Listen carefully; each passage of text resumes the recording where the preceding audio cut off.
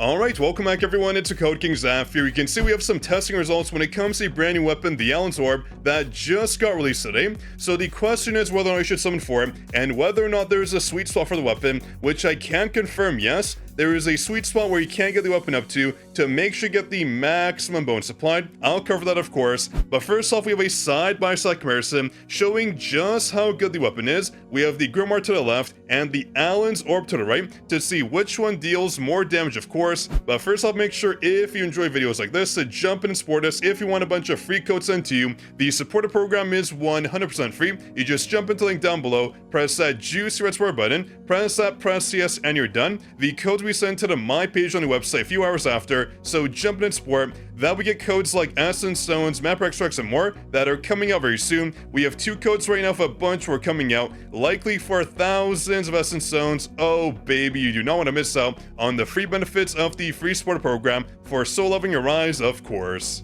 And also shout out to Connor, the first commenter on our last juicy video.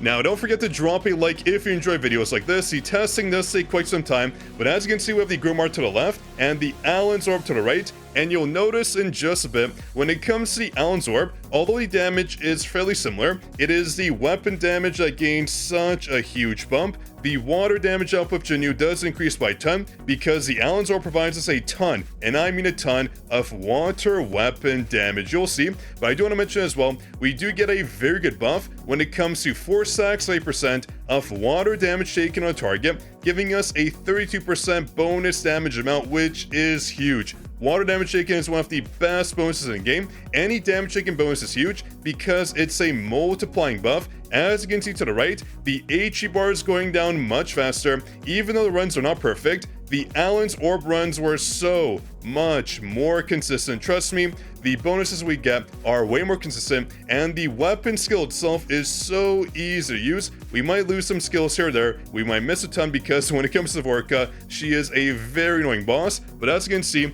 regardless of what we miss, we can see that the ALLON'S ORB run was much faster and much more consistent. Already done. Whereas we have 30% on the Grimoire run, so this shows you how good the ALLON'S ORB is as a DPS weapon. But what about support? Let's jump in and cover that. So here we have the testing results. First off, I do want to mention when it comes to the ALLON'S ORB, as a damage dealing weapon, you can see it hardly deals any damage. This is at A0, only using a weapon skill after breaking the target. We ran the Vorka on the Alchemist Trials because it's the only hard content in the game. When it comes to the water category, there's really not too much water content in the game right now. Yes, we have the Yawgmoth, but it's not the best to test on, so we jumped in, did this mode over and over and over again, yeesh, but we did it over and over again to see how good the weapon is. And well, I do want to mention, when it comes to our testing results, I did make a testing Grimoire. I got a second Grimoire all the way to A5 to make sure the results are consistent. We have an A5 Grimoire and an A5 ALLON'S ORB. Yes, I have a second Grimoire all the way to A10, but I made one more just for the viewers to make sure our testing results are as accurate as possible,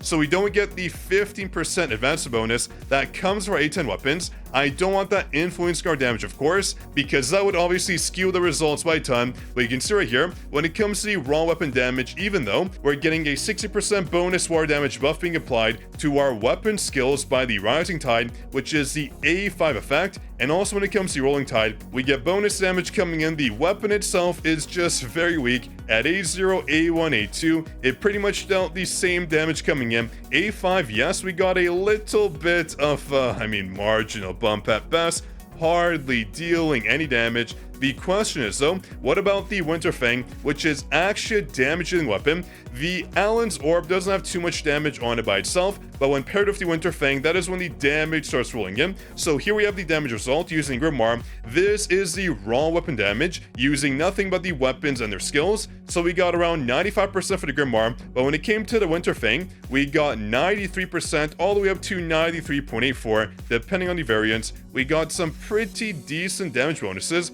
but it's not really that significant, but over time it does add up. Let me show you. When it comes to rotations, here is the A1 rotation, we got 79% on the boss. Here is the A2 rotation, we got 77%. Here's A3, we got 72%, and here is a 4. We didn't get a difference because, well, obviously, it just got a cooldown reduction where we only use the skill one time, so there shouldn't be a damage bonus, which our testing does reflect. But when it comes to the A5 bonus, we can see we got a pretty decent bump up because the Winter Fang got the bonus weapon damage coming in that is provided by the Allon'S Orb. But when it comes to comparison to the Grimoire, you can see it is a bit stronger, around 5% more damage coming in, which obviously does add up over time. So the Grimoire A5 versus the Allon'S Orb A5, when used with the Winter Fang, obviously gave us a pretty strong result. But now the question is, should you get the Allon'S Orb, and where would you use it in the game? Well, let me explain. When it comes to the Allon'S Orb as a weapon, it is used right now as a support weapon